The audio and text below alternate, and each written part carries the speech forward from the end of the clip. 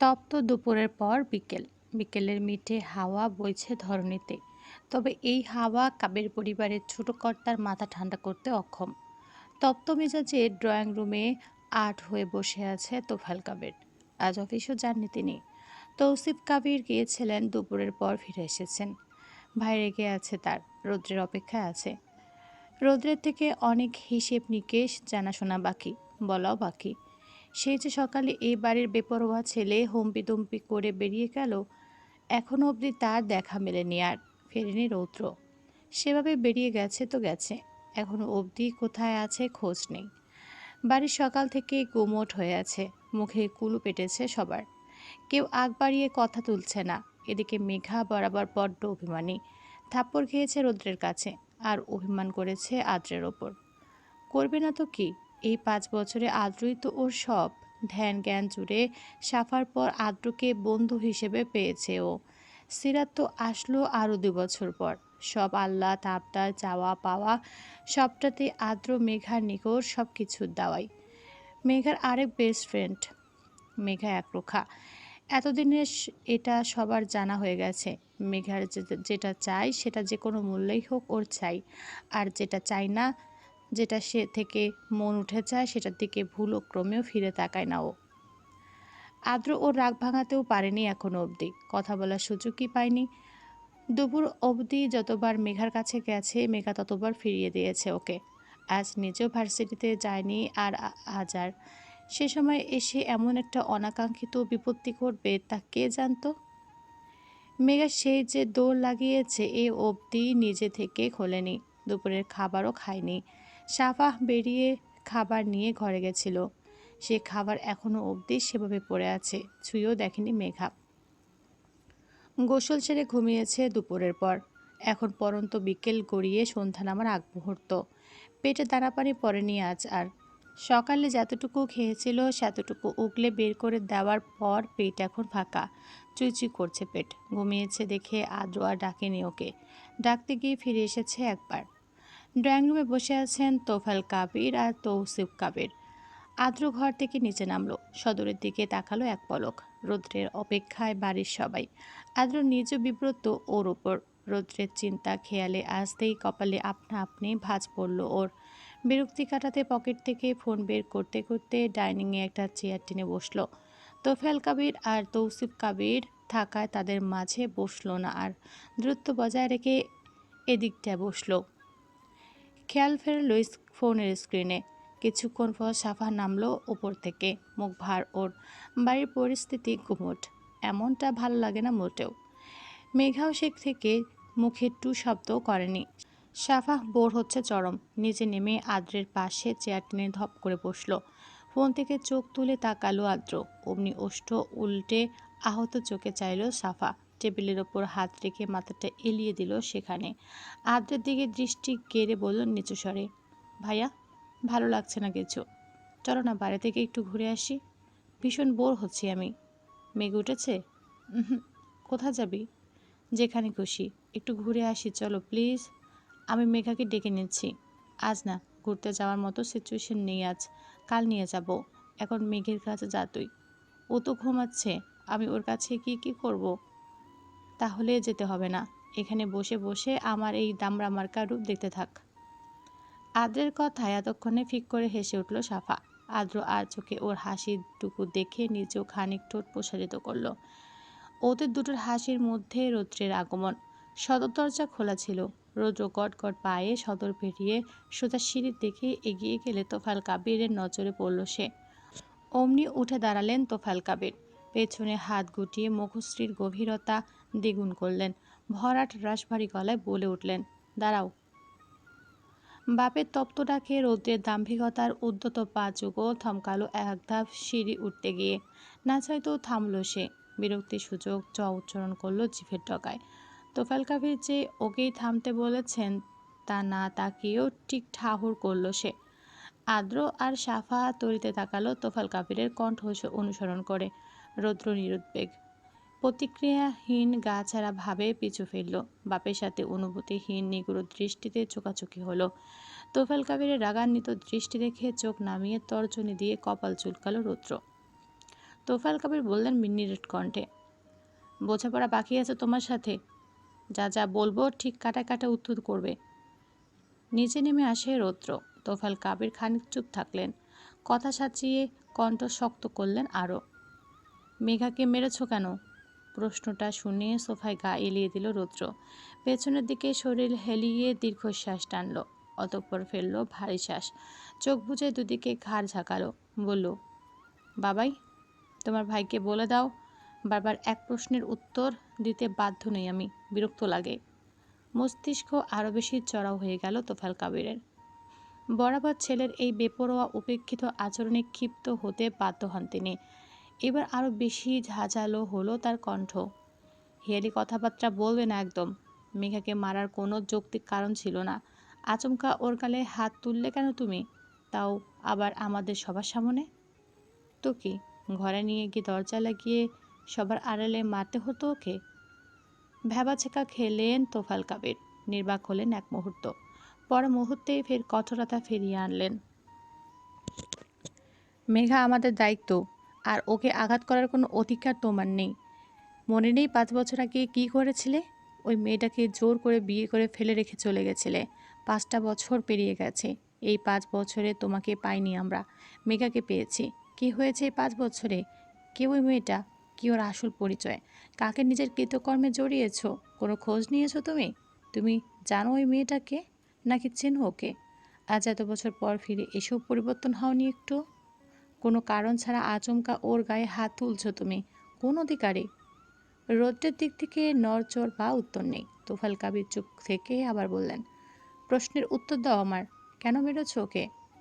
হাত চুলকাচ্ছিল তাই মেরেছি। আর কাউকে মারতে পারতাম না তাই ওকে মেরেছি। ওকে? কেন মারবে তুমি ওকে? ওকে কেন রাখবেন ওকে বাড়িতে? কোনো আশ্রিত হয়ে পড়ে আছে কেন এ বাড়িতে? বিপরীতে পাল্টা প্রশ্ন রৌদ্রের। তোফায়েল কবির মুহূর্ত কয়েক চুপ থেকে উত্তর করলেন, ও আমার মেয়ে, আর আমার মেয়ের পরিচয়ে ও এ বাড়িতে আছে, কোনো আশ্রিতা হিসেবে নয়। যতদিন ওর এ বাড়িতে থাকার ততদিন থাকবে ও বাড়িতে। ওর বর্তমান আমরা ওর বর্তমান পরিবার আমরা। তুমি জানো ওর বিষয়ে কিছু, নাকি শুধু নেশা করতে জানো? 5 বছর আগে চেনা নেই জানা নেই কোথা থেকে একটা মেয়েকে তুলে এনেছিলে, জানা আছে তোমার? ও জানতে ওকে? ওর পরিবার কোথায়? কারা ওর পরিবার? আজ শুনে রাখো, মেঘার কেউ নেই। 5 বছর ধরে মেঘার পরিবার পরিজন সবটা জুড়ে শুধু আমরা। ও আমাদের দায়িত্ব। আর আমরা ওর দায়িত্বরত থাকা অবস্থায় ওর ওপর কোনো আঁচড় লাগতে দেব না। ফার্দার যদি ওর গায়ে হাত তুলেছ তাহলে ভালো হবে না বলে রাখলাম। আমার মেয়েকে প্রোটেক্ট করতে পারবো আমি, সেটা তোমাকে এড়িয়ে হলেও। আচ্ছা, মেয়ে, রাস্তা খুঁজে পেয়েছেন ওকে? আমি না হলে কোথায় পেতেন ওকে? পরিবার হতে এসেছেন ওর? বাবা হতে এসেছেন? কই, রাস্তা তো এমন অনাথ বাড়িঘরহীন হাজার হাজার মানুষ পড়ে আছে। তাহলে তাদেরও এভাবে ঘরে রাখেননি কেন? ওকে আশ্রিতা হিসেবে রেখেছেন কেন তাহলে? ও আশ্রিতা নয়, যথেষ্ট সম্মান নিয়ে ও এ বাড়িতে আছে। আমার বা তোমার কারো টাকাতেই খাচ্ছে না ও, আর না বেকার এ বাড়িতে পড়ে আছে। ওর পরিবার হিসেবে শুধু সঙ্গ দিয়েছি আমরা ওকে, শুধু সঙ্গটা দিয়েছি, আর কিচ্ছু দেয়নি এ অবধি। যার পরিপ্রেক্ষিতে ও আশ্রিতা নয় আমাদের। ওর একটা পরিবার, কিছু আপনজনদের প্রয়োজন ছিল। আমরা সেই প্রয়োজন মিটিয়ে আসছি নির্দিষ্ট সময় যাবৎ। যখন এই সময়কালটা কেটে যাবে তখন আমাদের আর প্রয়োজনে পড়বে না ওর। কথাগুলো হয়তো রৌদ্র বুঝল না, বোঝার চেষ্টা করলো না, বিড়বিড় করলো, বাট আমার প্রয়োজন পড়বে ওর। অনির্দিষ্টকালের জন্য আমার প্রয়োজন পড়বে। উঠে দাঁড়ালো রৌদ্র। আর কিছু শোনার মতো অভিরুচি আসলো না। তোফায়েল কবিরের কথা শেষ হয়নি। তিনি আদেশে সুরে ছেলেকে থামতে বললেন। বলতে চাইলে আরও কিছু, কিন্তু তার ছেলে শুনবে না। থামল না তার বেপরোয়া ছেলে। ধূপধাপ পা ফেলে সিঁড়ি বেয়ে উঠতে লাগলো। আদ্র মাথা ঝাঁকালো দুদিকে। মেঘার ঘুম ভেঙেছে, চোখ মুখ ফোলা ওর। অনেকক্ষণ ঘুমিয়েছে আজ। অতিরিক্ত ঘুমের দরুন চোখ ফোলা ফোলা দেখাচ্ছে আরও বেশি। গোসলের পর ভেজা চুল সমেত শুকিয়েছিল। হাঁটু ছাড়ানো মেঘবরণ কেশরাজি জট পাকিয়ে এলোমেলো কুকড়ে গেছে সিল্কি কুন্তল।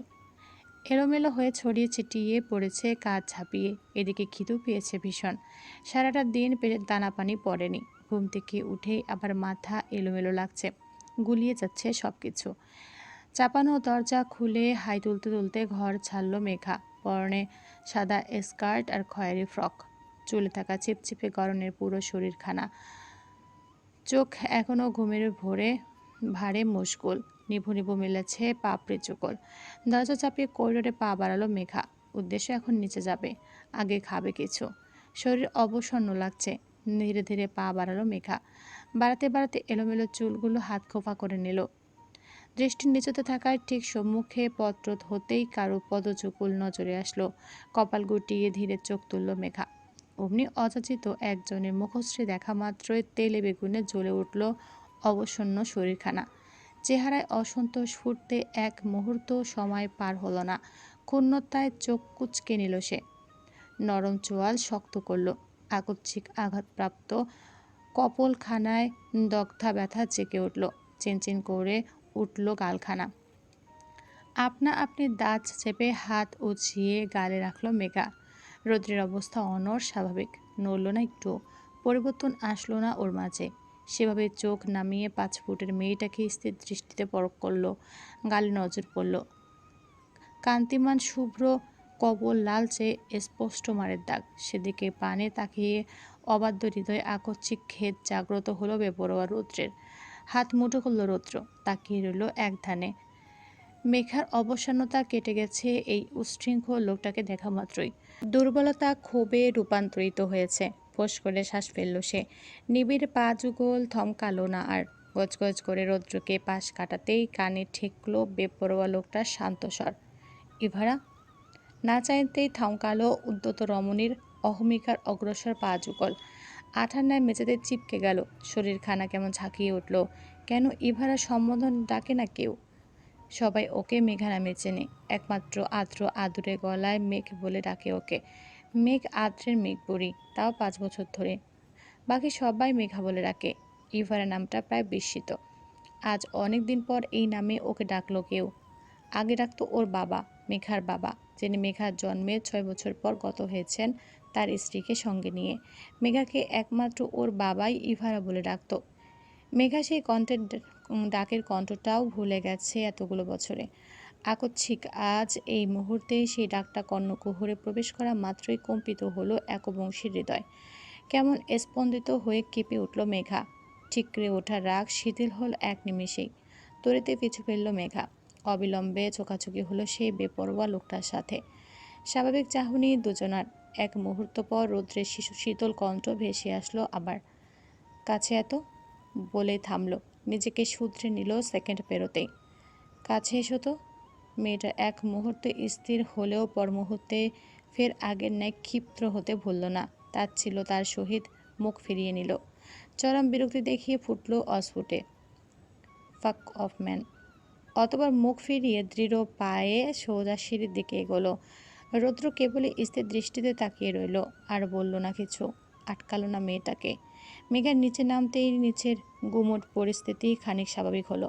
টেবিলের পাশে আদ্র আর সাফা চুপটি করে দাঁড়িয়ে। তোফায়েল কাবির এতক্ষণ রাগ ঝাড়লেন নিজের মাঝে। মেঘাকে নামতে দেখে মাত্রই চুপ করলেন তিনি। পিনপতন নীরবতা নামলো সবার মাঝে। মেঘা নিচে নেমে একে একে সবাইকে এক পলক করে দেখলো শান্ত চোখে। অতঃপর মাথা নিচু করে কিচেনের দিকে এগোলো। আদ্র উদ্বেগাকুল হয়ে ডাকলো পেছন থেকে, মেঘ। থেমে উত্তর করল মেঘা, হ্যাঁ ভাইয়া। খিদে পেয়েছে? কিচেনে যাচ্ছিস কেন? মা, মেঘের খাবার নিয়ে এসো। প্রয়োজন নেই, আমি নিজে নিয়ে আসছি। সদর দরজা থেকে এমন সময় শুভ্রের বিচলিত কণ্ঠস্বর ভেসে আসলো। ভেতরে ঢুকতে ঢুকতে হাঁক ছাড়ল সে। খাবার আমি নিয়ে আসছি। চৌকিতে একজোড়া দৃষ্টি তাকালো শুভ্রের দিকে। হন্তদন্ত হয়ে ভিতরে ঢুকলো শুভ্র। ফর্মাল ড্রেস আপে পরিপাটি ছেলেটা খানিক এলোমেলো হয়ে গেছে সারাদিনের ধকলে। মেঘা খায়নি সকাল থেকে। এটা শোনার পর আসার পথে বাইরে থেকে খাবার নিয়ে এসেছে সে। মেঘার ফেভারিট বিরিয়ানি। শুভ্র এগিয়ে এসে বিরিয়ানির প্যাকেটগুলো টেবিলের উপর রাখলো। বোনকে উদ্দেশ্য করে বলল, টুকটুকি, খাবারগুলো সার্ভ করে দে। সবার জন্য এনেছি, মেঘাকে আগে দিবি। মিষ্টি মেয়ে খায়নি সকাল থেকে। মেঘা, এদিকে আয়। অগাত্যা এগিয়ে আসলো মেঘা। শুভ্র গুরুভার গলায় বলল, সকাল থেকে খাসনি কেন? খিদে ছিল না ভাইয়া। উপরে করিডোরে দাঁড়িয়ে নিচের দিকে তাকিয়ে মেঘার উত্তর শুনে বিড়বিড় করল রৌদ্র। এক থাপ্পড়ে সারাদিন পেট ভরা ছিল ইডিয়েটের। এখন আমার হাতে আরও ৪৯টা থাপ্পড় খাওয়া বাকি আছে ওর। গাল ফুলিয়ে চেহারার হাল বেহাল করেছে এই এক থাপ্পড়েই। আর বাকি থাপ্পড়গুলো ওর গালে বসাবো কী করে আমি? ননসেন্স। বিড়বিড় ছেড়ে এতক্ষণে নিচের ঘরে ঢুকলো রৌদ্র।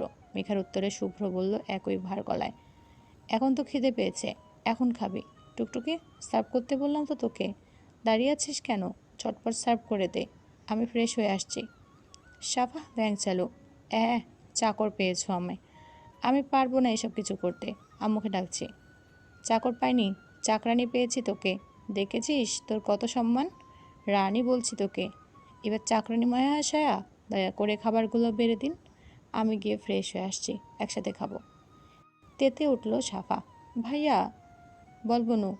শুভ্রের শান্ত ধীরোত্তর রাখতে গিয়েও গোলে জল হয় মেয়েটা। ভাইয়ার ভীষণ আদুরে সে, আদুরে হয়ে বলে গদগদ হয়ে, যাও তো ফ্রেশ হয়ে নাও।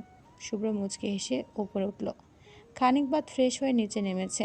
টেবিলে বসে পড়েছে ছেলে মেয়েরা। আদ্র, শুভ্র, সাফা, মেঘা, সেরা তো বাদ পড়েনি যোগ দিতে। রামিসাকে শাহিনা কাবিরে কোলে দিয়ে যোগ দিয়েছেন ওদের সাথে। আহিয়ান ফেরেনি এখনও। আড্ডা জমিয়ে খাওয়া দাওয়ার পাট চুকালো ওরা। রুদ্রকে ডাকলো না, জড়ালো না নিজেদের সাথে। কারণটা অবশ্য মেঘা। রাতে ছেলে মেয়েদের আর খায়নি কেউ, রান্নার প্রয়োজন হয়নি রাতে। শুভ্রে রান্না সেই বিরিয়ানি দিয়ে ডিনার সারা হয়েছে। পুরোটা বিকেল ঘুমিয়েছে মেঘা, চোখে আর বিন্দুমাত্র ঘুম নেই। এমনিতেও রাত জাগা পেঁচা সে, ঘুম আসে না মাঝে মাঝে, ভীষণ অস্থির লাগে এমত অবস্থায়। আজও ঘুম আসছে না একটু। অনেকক্ষণ শুয়ে শুয়ে নীরবে সিলিংয়ের দিকে তাকিয়েছিল মেয়েটা। শুয়ে থাকলেও ভালো লাগছে না আর। বিরক্তিতে উঠে বসলো মেঘা। দম বন্ধ লাগছে ঘরের চার দেয়ালের মাঝে। বেডসাইড টেবিলের ড্রয়ার থেকে কিছু একটা বের করে বুকের সাথে চেপে ধরে ধীর পায়ে দরজার দিকে এগোলো মেঘা। সন্তর্পণে শব্দহীন দরজা খুলে বেরিয়ে এলো ঘর থেকে। দোতলা থেকে সোজা উঠল ছাদে। রাত্রি হয়তো ৩টা পেরিয়েছে। নিস্তব্ধ পুরো বাড়ি, পুরো শহর। সবাই তখন গভীর ঘুমে, আর মেঘা গভীর বেদনায়। নিশীথ রাতের নীরবতায় আবছা আলোয় ছাদে উঠল সে। বাঁকা চাঁদ মধ্য গগনে ঠাই করে মৃদু জ্যোৎস্না ছড়াচ্ছে, মাঝে মাঝে লুকাচ্ছে মেঘের অবডালে। শহরের সব আলো নিভে গেছে, বন্ধ হয়েছে ব্যস্ত কোলাহল। চারপাশ পুরো শান্ত। মেঘা পা টিপে টিপে ছাদের রেলিং ঘেঁষে দাঁড়ালো। চোখ আকাশপানে মুখ তুলে চোখ বুঝে দীর্ঘশ্বাস ফেলল। অতঃপর চোখ মেলে তাকালো। আজ গগনে চাঁদের পাশে তারার অস্তিত্ব নেই। একটাও তারা দেখা যাচ্ছে না আজ। মুখখানা এতেই মলিন হলো মেঘার। ছোট বাচ্চার ন্যায় ঠোঁট উল্টল মেয়েটা। কিছুক্ষণ তাকিয়ে কষ্ট করে খুঁজল দুটো তারা, কিন্তু পেল না। পিছু ফিরে ধীরে ধীরে বসলো ছাদের মেঝেতে। রেলিংয়ে পিঠ ঠেকিয়ে হাঁটু জড়িয়ে নিজেকে গুটিয়ে নিল। বুকের সাথে চেপে ধরা মাঝারি আকারের ফ্রেমটা সামনাসামনি ধরল এবার। ছাদে জ্বলে থাকে একটা রূপোলি আলোয় পাশাপাশি দুটো ছবি জল জল করে প্রকট হয়ে উঠল ফ্রেমে। ছবিটার দিকে তাকিয়ে অভিযোগ করল মেঘা, আব্বু আম্মু, আজ আসুনি তোমরা? আমি না তোমাদের সাথে দেখা করতে আসলাম এই রাতে। জানো, আজ আমার ঘুম আসছে না কিছুতেই। ভীষণ ছটপট লাগছে। সবাই ঘুমিয়ে গেছে আমি ছাড়া। তোমরাও মেঘের আড়ালে ঘুমিয়ে গেছো। খুঁজলাম তোমাদের, পেলাম না। আমার অপেক্ষা থাকতে থাকতে চলে গেছো। আমি আসতে দেরি করে ফেলেছি আজ। কটা বাজে? 3টে পেরিয়েছে। এত তাড়াতাড়ি ঘুমিয়ে পড়েছো তোমরা? সবাই ঘুমিয়ে পড়েছে আজ, কিন্তু আমার কোনো ঘুম আসছে না বলো তো। কেমন কষ্ট কষ্ট লাগছে আমার। মেঘা একটু থামে, অনুভব করে ফ্রেমটা ঝাপসা হয়ে এসেছে ওর নিকট। অস্পষ্ট দেখাচ্ছে ওর আব্বু আম্মুর মুখশ্রী। তার মানে চোখ ভরে এসেছে, পানি জমেছে আঁকি কোটরে। মেঘা তরিতে হাতের উল্টো পিঠে চোখ মুছল, ঢোক গেলার চেষ্টা করলো। কণ্ঠ রুদ্ধ হয়ে এসেছে। কি অদ্ভুত, বুক ভারাক্রান্ত লাগছে কেন? মুখ কুঁচকে শ্বাস টানে মেঘা। বারবার চোখ ভরে আসছে। নিজেকে সামলে রাখা ভীষণ দায় হয়ে পড়েছে। হাঁপ ছাড়ে মেঘা, আর পারে না নিজেকে ধরে রাখতে। নিস্তব্ধতার একাকিত্বে গুমড়ে ওঠে মেয়েটা। ঠোঁট ভেঙে বাদ ছেড়ে কোটর ফেটে বাড়ি ধারা বয়ে যায় চলে। নিস্তব্ধ যামিনীকে সাক্ষী রেখে আব্বু আম্মুর ছবির উপর হাত বুলিয়ে অভিযোগ করে তাদের আদুরে রাজকন্যা, আব্বু জানো, ওই লোকটা আমাকে মেরেছে। এই দেখো আমার গালে নিজের 5 আঙ্গুলের দাগ বসিয়ে দিয়েছে। তোমরা কখনো মেরেছো আমায়? ফুলের টোকা দিয়েছো আমার শরীরে?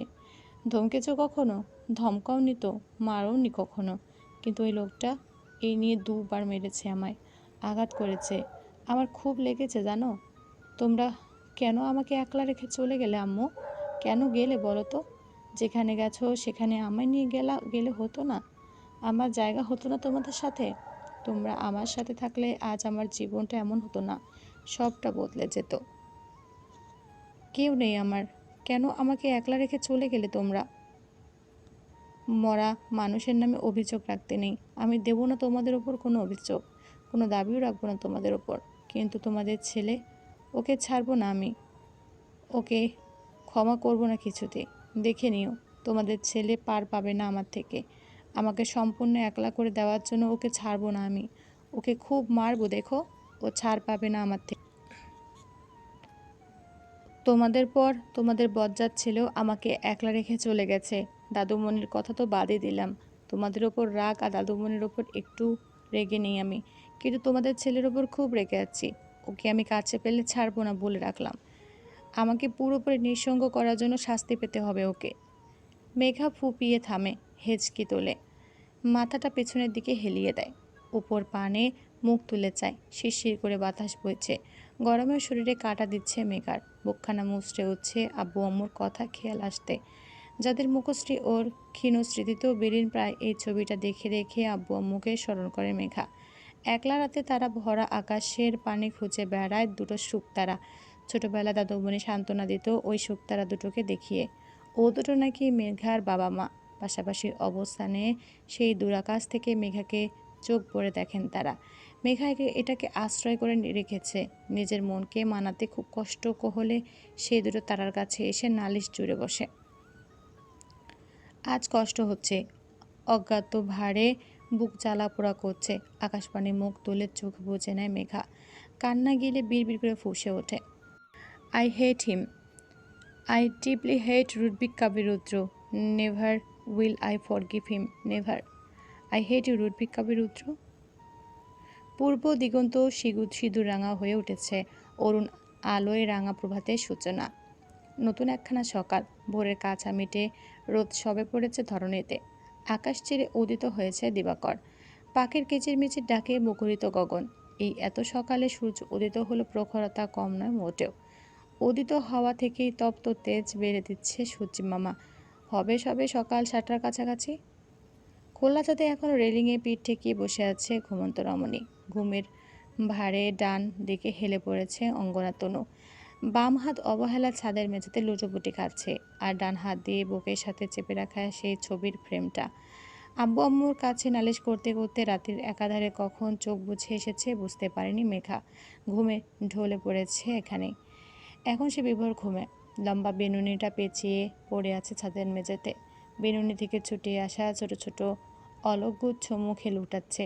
প্রভাতে বদন চুম্বন করছে ক্ষুদ্র ক্ষুদ্র অলকাবলী। ফর্সা ধবধবে মুখমণ্ডলে কালো কালো নিমিত্ত কেশরাশি মৃদুমন্দ হওয়ার উড়ে উড়ে জায়গা করে নিচ্ছে। ঘুমে ব্যাঘাত ঘটে, মাঝে মাঝে নড়ে চড়ে উঠছে রমণী। তবে ঘুম ভাঙছে না তার। ভ্যাপসা গরমে ঘেমে গেছে কমনীয় দেহ, গ্রীবা তেল তেলে হয়ে গেছে ঘামে।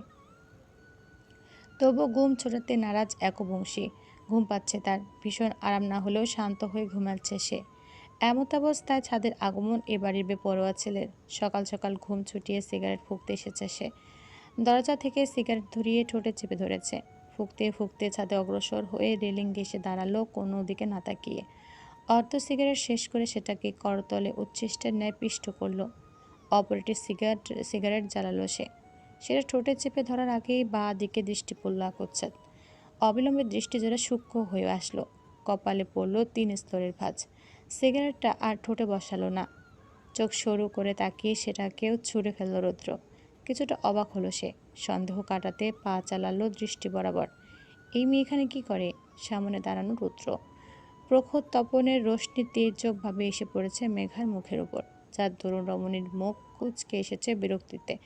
রৌদ্র আরো বেশি কুঁচকে ফেললো কপাল, মেয়েটাকে পুরোপুরি পরখ করলো। বিড়বিড় করলো নিজের মাঝে, এই মেয়ে কি এখানে ঘুমিয়েছিল নাকি? ঝুঁকে বসলো রৌদ্র, শ্বাস ফেললো কপাল কুঁচকে। খুব কাছে আসলো মেঘার, মুখমণ্ডলে আছড়ে পড়া চুলগুলো ফু দিয়ে উড়িয়ে দিল। ক্ষীণ বাতাসে ঝাপটায় নড়ে উঠল মেয়েটা, বোধহয় স্বস্তি পেল একটু।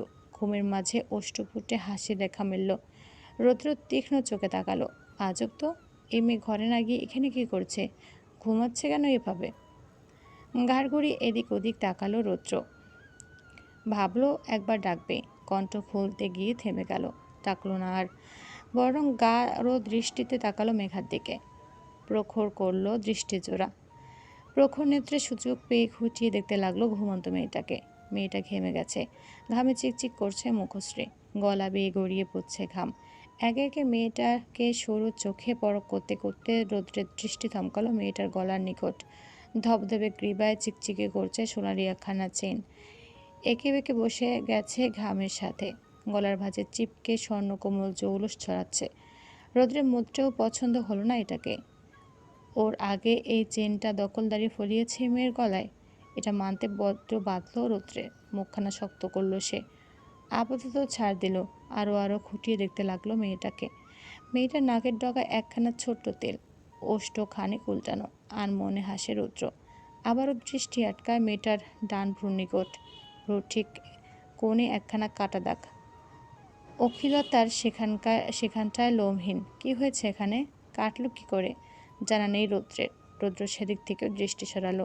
এদিকে সূর্যের রোশনিতে বিরক্ত মেঘা। ঘুমে প্রচণ্ড ব্যাঘাত ঘটেছে তার। মুখ কুঁচকে ফেলল সে, তবে চোখের পাতা আলগা করতে পারল না ঘুমের ভারে। রৌদ্র পরখ করল ওকে, চোখ তুলে চাইল দীপালোক পানে। এটা তো ডিস্টার্ব করছে কেন এই মেয়েকে? দেখছে না এই মেয়ে ঘুমাচ্ছে? প্রচণ্ড রাগলো রৌদ্র। তবে যার ওপর রাগলো সে হাতের নাগালের বাইরে। প্রায় 15 কোটি কিলোমিটার দূরত্বে তার অবস্থান। ধরাছোঁয়ার বাইরে হয়ে বেশ মজা নিচ্ছে সূর্য। রৌদ্র মেঘার দিকে দৃষ্টি ফিরিয়ে হিসিয়ে বলল, ওর সাহস কম নয় সানি। আমি তাকে জ্বালানোর আগে ও জ্বালাচ্ছে তোকে। I feel jealous of him. But you are স্যামসাম, he is sun, or I am blazing sun, and you are my sunny, only mine.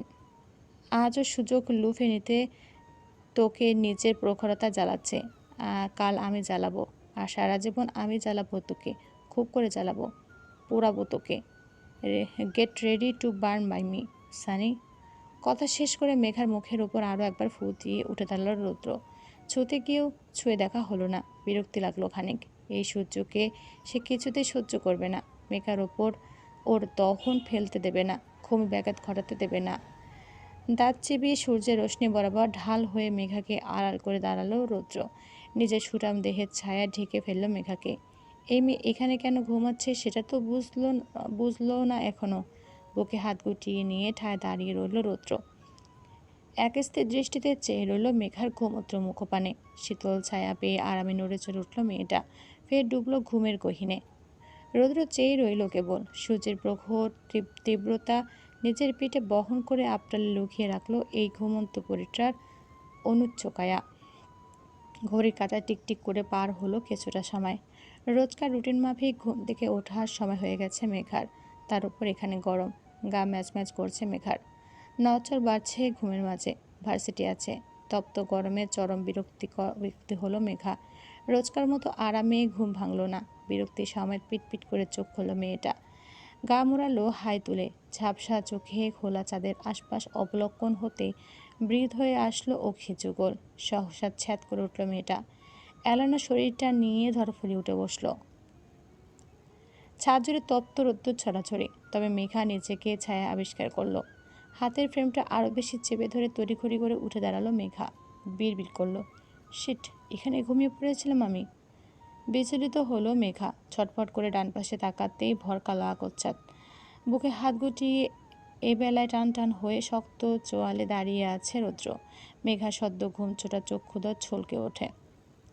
সবটা বুঝতে পারে না। কালকে যে কখন এখানে ঘুমিয়ে পড়েছে তাই ঠাড় করতে পারল না ঠিকমতো। তার উপর হুট করে রৌদ্রকে এভাবে দাঁড়িয়ে থাকতে দেখে আরও বেশি অপ্রস্তুত হয়ে পড়ল মেয়েটা। সন্দিহান হয়ে এদিক ওদিক তাকালো চোখ ডোলে। রৌদ্রের ভাবমূর্তি পরিবর্তন নেই। সটান দাঁড়িয়ে আছে সে, সুচালো দৃষ্টি একস্থির মেঘার ওপর। মেঘা শুল্ক ঢোক গিলে কপালের ঘাম মুছল। কিছুটা মুহূর্ত অস্থির দৃষ্টিতে তাকিয়ে রইল রৌদ্রের দিকে। এই লোক এখানে কি করে? কখন আসলো? আর মেঘাকেই বা এভাবে দেখছে কেন?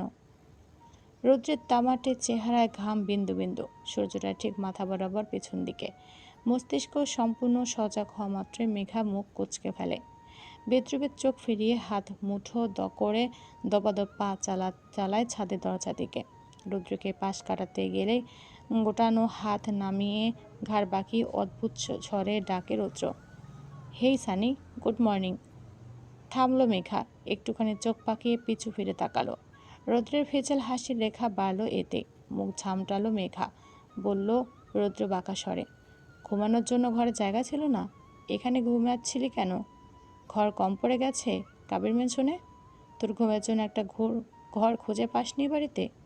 আমার ঘরে আসলেই পারতি, বুকে নিয়ে খুব যত্নে ঘুম পাড়াতাম তোকে।